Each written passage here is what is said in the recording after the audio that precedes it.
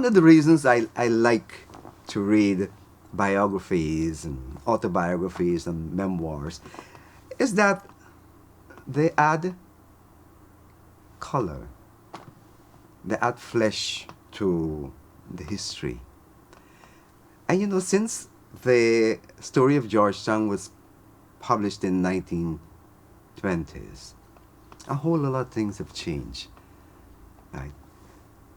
The story of Georgetown is just basic: the wards, the streets, the parks, the library, some of the buildings.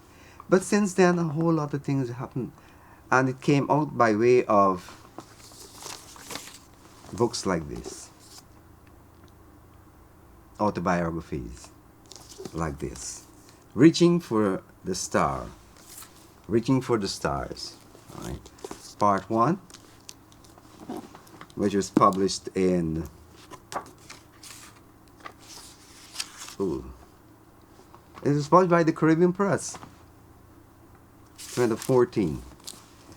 And then Part 2, Volume 2, Volume 2 was recently released in 2023.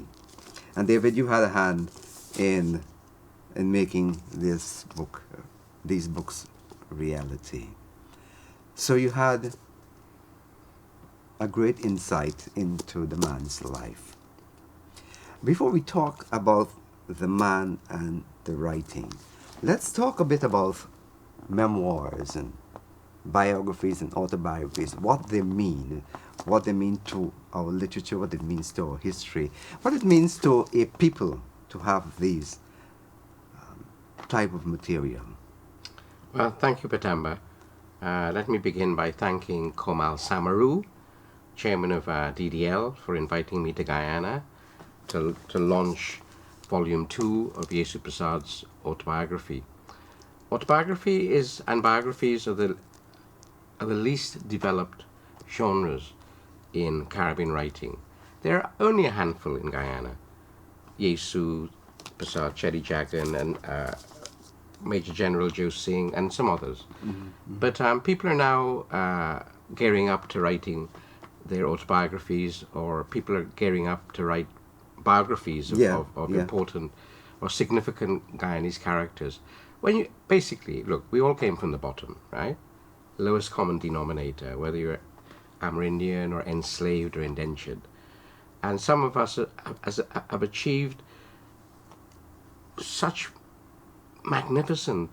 through their magnificent efforts, such works of magnitude that it's stupendous. Imagine your great-great-grandfather or your grandfather was cutting cane in, and now you own not just the cane field, but the factory you produce the rum. I mean, that's fantastic. Yeah. It's like the story of Street at Ramphal. Yes. All right. Again, he is now sitting there, or he was sitting there, the place that made all of the rules and regulations concerning indentureship and labor. Yeah, as Secretary General of the Commonwealth. And you think of Walter Rodney, who studied by lamplight, who probably couldn't afford shoes. One of our great historians. So I think it's about time we celebrate what we've done. I mean, we've spent a lot of time denigrating ourselves, speaking negatively about each other. Let's sense our strength.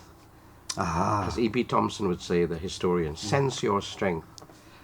And there's so many people in this country who've achieved startling things, not just in terms of business, but in terms of the arts, in terms of literature, and then there are people who sell in the marketplace. They're the farmers who feed us. Yes. They also contribute significantly to our lives.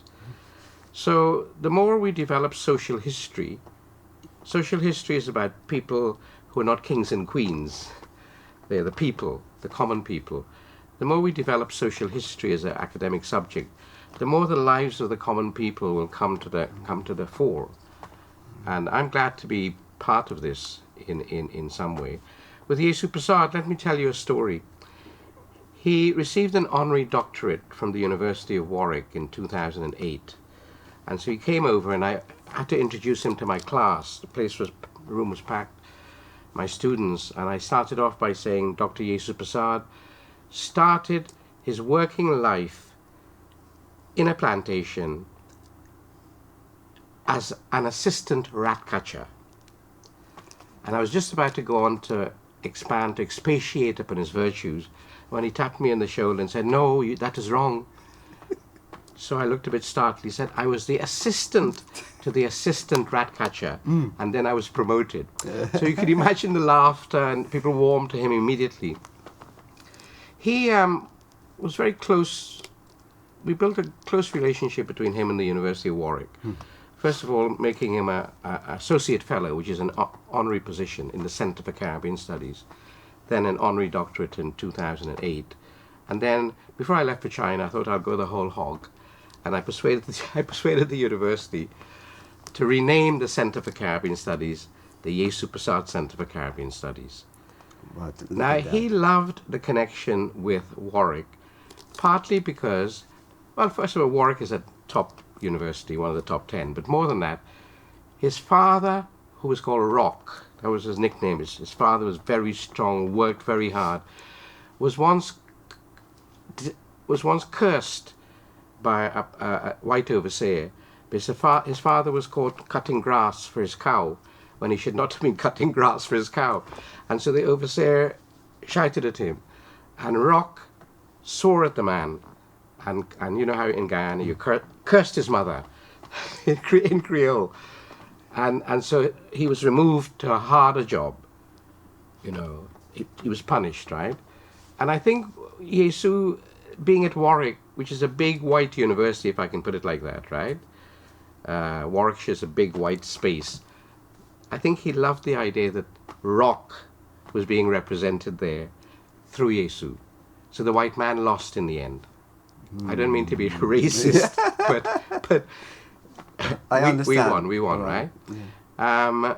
And so that's the story of Yesu. Now, I met him in 1993 because I was staying with Chedi Jagan, and Chedi Jagan invited me to a function, and I went with him, and I didn't know anybody. I left Guyana when I was a boy of 13, so I didn't know anybody.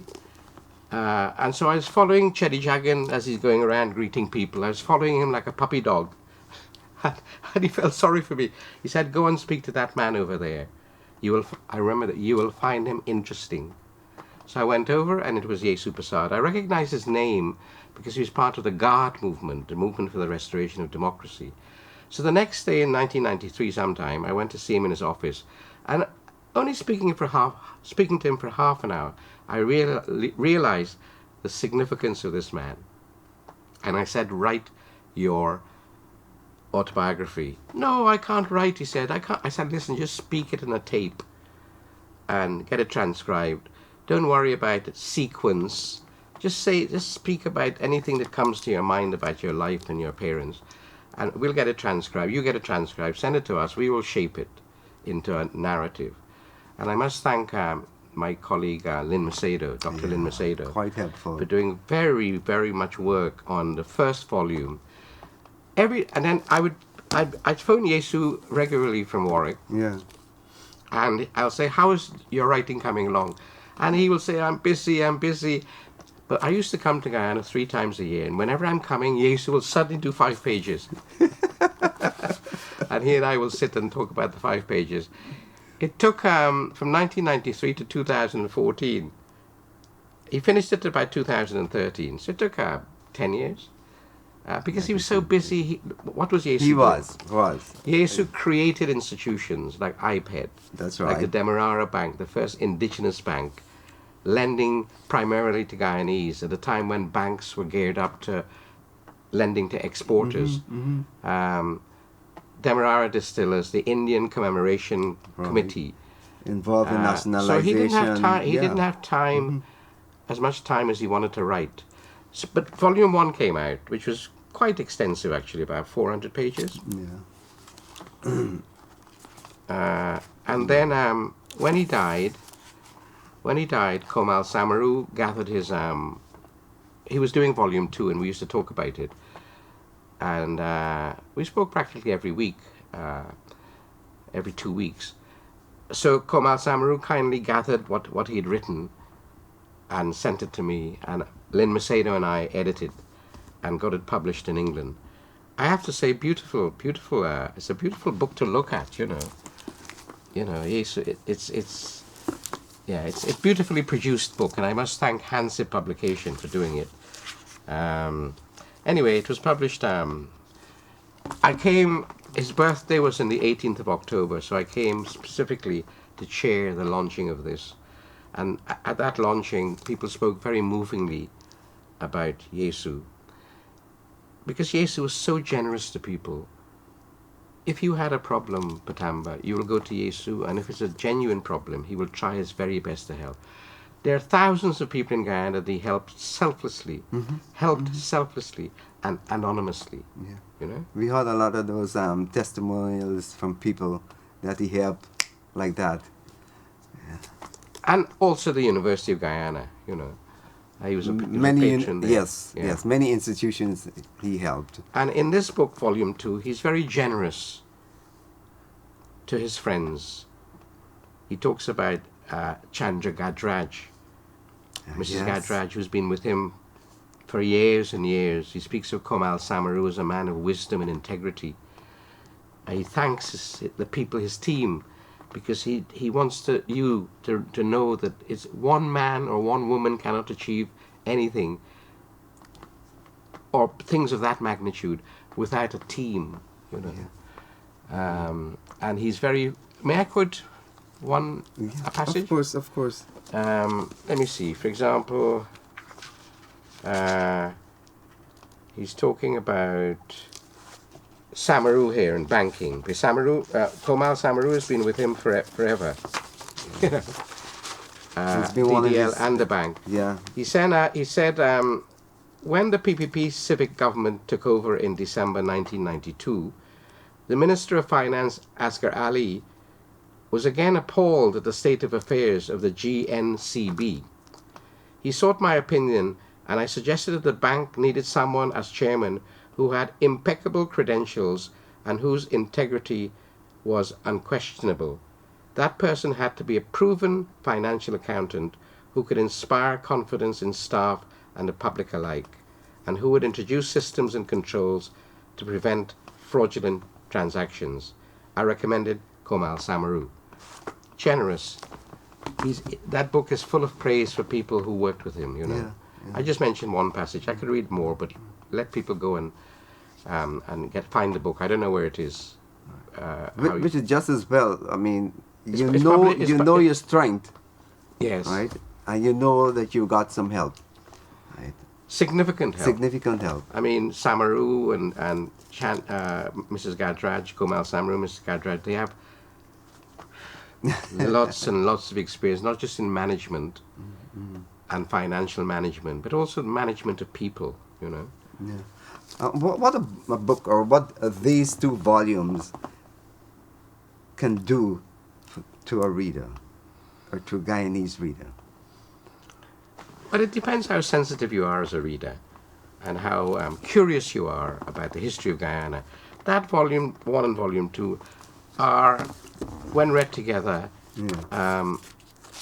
a chronicle of life on the plantations, a chronicle of how one man was able to, with the support of his wife, was able to acquire an education against all the odds, went to England, became an accountant, was offered a partnership in an accountancy firm, and left that and came back to Guyana, and the rest is history.